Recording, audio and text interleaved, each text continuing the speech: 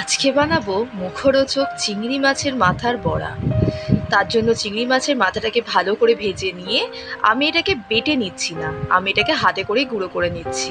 তাতে চিংড়ি মাছের মাথার ভেতরে যে ঘিলুর রস সেটা ভালোভাবে পাওয়া যায়, মুখে পড়ে।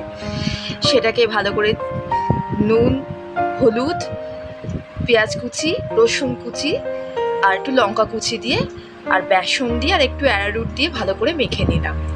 এরপর গরম তেলের মধ্যে একটা একটা করে বড়া ছেড়ে দিচ্ছি।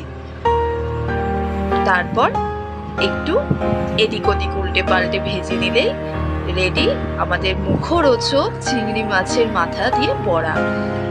খেতে অসাধারণ, আপনারা একবার ট্রাই করে দেখতে পারেন।